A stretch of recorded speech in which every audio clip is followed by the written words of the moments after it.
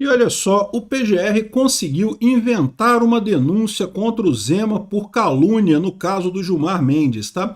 Verdade seja dita, o PGR, né, o Paulo Gonet, ele deu um jeito de não botar o Zema no inquérito das fake news, porque já estava muito queimado essa parada, ia ficar mais um pepino pro Alexandre de Moraes descascar. O Alexandre de Moraes deve ter falado pro Gilmar Mendes, olha, não manda para mim essa história não. Daí eles inventaram da cabeça do Gonet que o STJ seria o tribunal adequado para julgar esse caso do Zema de calúnia, o que é um absurdo. O Zema, neste momento, não é governador de Minas Gerais, não tem nenhum cargo político neste momento, mas inventaram que ele teria foro por prerrogativa de função no STJ, embora ele não tenha nenhuma função pública nesse momento. Um absurdo. Primeiro que o que ele fez foi uma sátira política, o que já é pacífico, que não se quadra como calúnia. E segundo, que se fosse o caso de fazer uma calúnia, deveria ser na primeira instância, como qualquer outra pessoa, né? Evidente que, sendo no STJ, a instância imediatamente superior depois da dele é o STF. Ou seja, dessa forma, o Gilmar Mendes se blinda. Vamos supor que o Zema ganhe a eleição para presidência esse ano. O Gilmar Mendes já tem uma açãozinha ali para tornar o Zema inelegível, para culpar o Zema, para poder usar para tentar influenciar o Zema. Um absurdo essa decisão do Gonet, que lógico só acontece porque o Gonet é parça do Gilmar Mendes, né? É amigão do coração do Gilmar Mendes, né?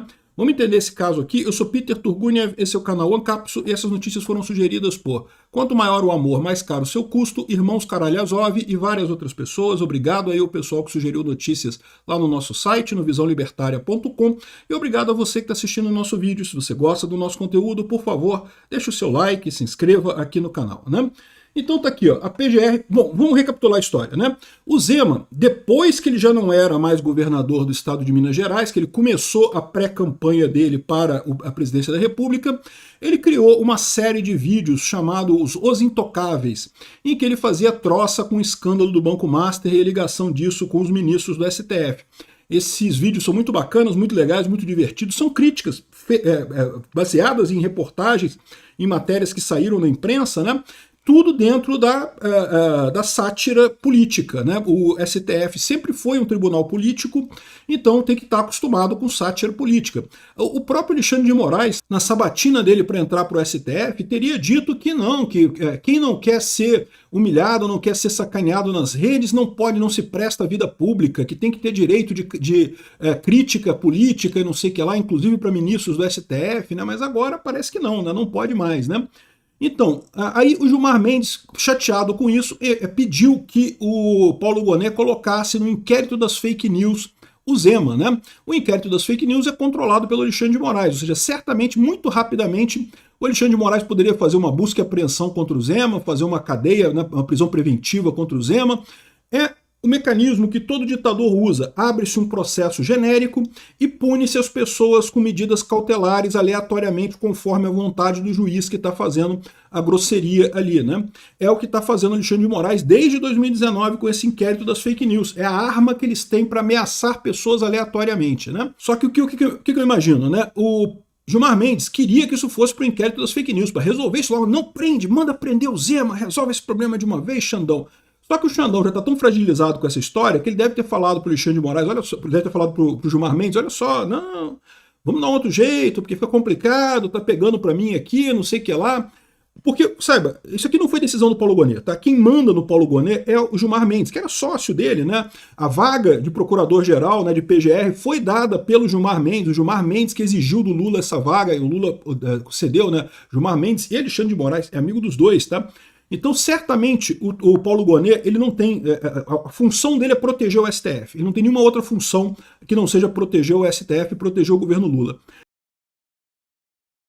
Ele não tomou essa decisão, ele quis dar uma resposta diferente, porque certamente houve desacordo entre o Alexandre de Moraes e o Gilmar Mendes. O Alexandre de Moraes não queria pegar mais essa bomba, ele já está sendo criticado por um monte de coisa, pegar mais uma seria complicado. Aí qual que foi a saída? O que seria o correto? Primeira coisa, o correto seria a PGR falar que, olha só, isso aqui não tem calúnia nenhuma nessa história, não procede denúncia, acabou.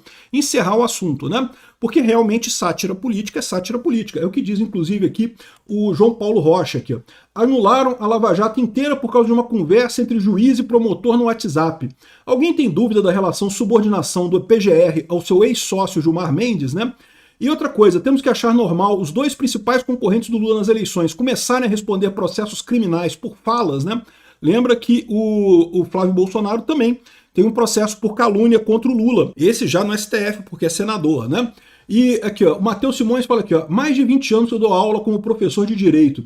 Me permitem afirmar com tranquilidade, sátira política não é calúnia. Enquanto facções avançam pelo Brasil e o cidadão paga o preço da insegurança, o PGR resolve denunciar o ex-governador Zema por uma denúncia social cômica com uso de fantoches. E ainda pede 100 salários mínimos de reparação, que dá mais de 100 mil reais, tá? Quem não pode ser criticado não deve ocupar posição pública, né? O Zema tem todo o meu apoio e eu concordo com ele. É um absurdo sobre qualquer aspecto que se veja isso daqui, tá? Agora, vai para o STJ. E aí é o que o André Marcília está colocando aqui, ó. O Boné não colocou o Zema no inquérito, mas deu um pirulito para o Gilmar Mendes. Não, esse pirulito foi combinado entre o Gilmar Mendes e o Alexandre de Moraes, né? Tá na cara que o Alexandre de Moraes ficou receoso de pegar mais essa bomba, e aí dividiram a coisa, jogaram pro STF, para não dizer que não deu nada, tá? Mas aí entra um outro aspecto, por que o STJ não faz sentido? O STJ é foro por prerrogativa de função para governadores. Se você é um governador, o seu foro por prerrogativa de função é o STJ. Que negócio é esse? O Zema não é mais governador de Minas. Aliás, não era governador de Minas quando lançou o primeiro vídeo da série, e o vídeo em questão em que ele critica o Gilmar Mendes também, ele já não era governador, né, mais, né? Aí a desculpa dele foi que, olha só ele dizendo aqui, ó, porque o Boné fez a denúncia, quem fala aqui é o João Paulo Rocha, tá? Porque o Boné fez a denúncia do Zema no STJ se ele não é mais governador? Desde antes de postar o vídeo denunciado, né? A lei virou pó no Brasil, né? Basta uma interpretação criativa e pronto. O que ele disse? Ele disse que não, que a rede social do Zema cresceu porque ele virou governador. Então, por isso, qualquer coisa que ele poste naquela rede social dele é de governador. Não, caramba, não tem mais. No X você tem ali a marquinha de governo, que é aquela marquinha cinza, né? A marquinha azul é quando você paga o reconhecimento pelo X, né? A marquinha cinza é quando você é órgão de governo. O reconhecimento é de graça, porque você é alguém ligado a um governo, né? A marquinha amarela é quando você é ligado a uma empresa que também paga o X alguma coisa, né? Então, não tem lógica nenhuma, né? O Zema não é mais governador de Minas Gerais, ele não tem mais poder nenhum, ele tem a rede social dele porque ele cultivou essa rede social. Ele já tinha rede antes de se tornar governador. Mas ela cresceu naquela época. Cara, repara o absurdo disso, né? Porque, na verdade, esse foro por prerrogativa de função foi feito para proteger governadores e presidentes da República, porque antes a pessoa entrava com qualquer acusação num juiz de primeira instância, e se pegasse um juiz de primeira instância que não gostava do presidente ou do governador, ele ia poder lá e condenar o governador e o presidente, né? Agora está sendo usado o contrário, está sendo usado para jogar de forma rápida o processo para as cortes superiores, para chegar rápido no STF, para o Gilmar Mendes poder fazer as merdas dele lá, o Gilmar Mendes, o Alexandre de Moraes, o Toffoli e o Dino poderem fazer a merda deles lá de achacar as pessoas, de proibir as pessoas. Olha o absurdo que a gente está vivendo, tá? É o que eu falo para vocês. Tem o pessoal, eu falei no vídeo mais cedo, né? Tem o pessoal falando assim, tá vendo? O custo da direita ficar apostando na família Bolsonaro, porque os Bolsonaro têm problemas. Meu amigo, que Bolsonaro tem problema? Não tem problema nenhum nesse negócio do filme Dark Horse lá. E se fosse qualquer outra pessoa, eles iam inventar um problema do mesmo jeito. Da mesma forma que inventaram do nada um problema com o filme do Bolsonaro e o Flávio Bolsonaro, inventariam alguma coisa do Zema. Você tem alguma dúvida? Olha só o que eles estão fazendo com o Zema aqui por causa de uma tirinha cômica que ele fez com fantoche e coisa e tal, né? Aqui, ó. Foi justamente o que aconteceu no caso retratado no vídeo postado pelo Zema. Quando Gilmar deu o habeas corpus para a empresa da família do Toffoli, foi aceitando uma manobra de empresa para escolhê-lo como juiz, né?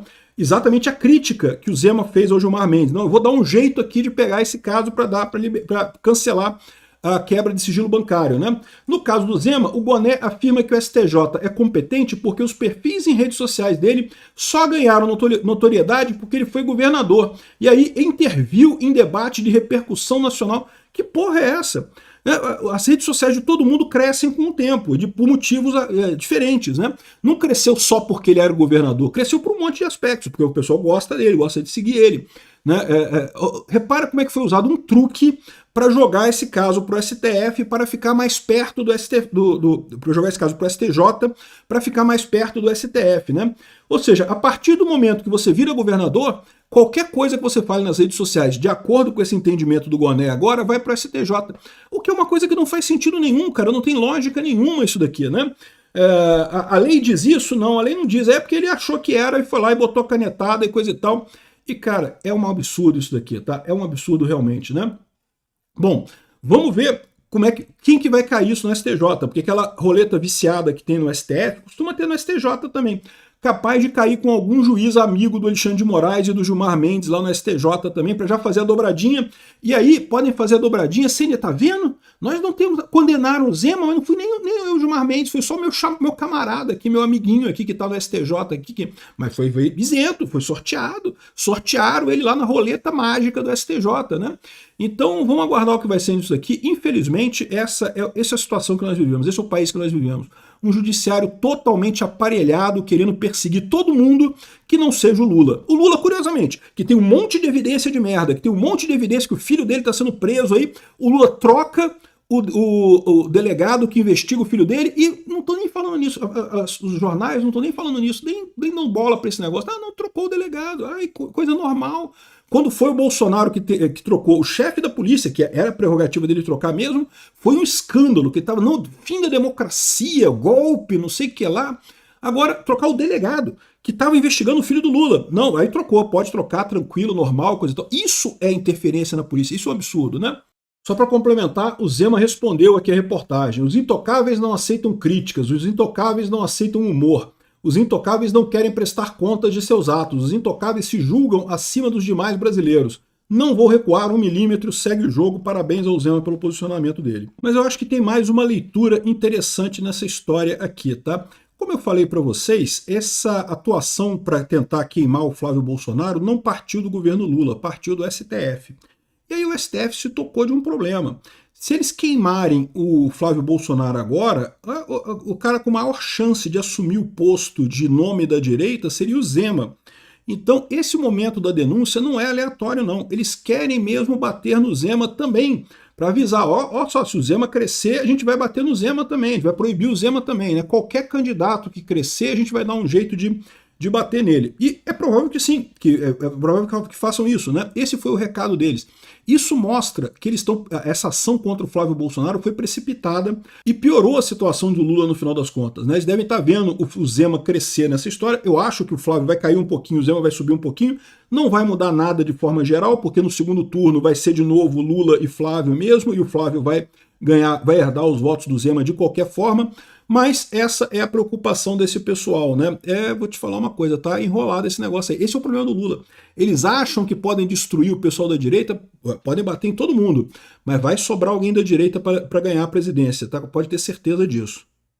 Obrigado por assistir nosso vídeo até o final. Tem alguns links para você nos ajudar aí na tela e também na descrição desse vídeo. Contribua com o nosso projeto.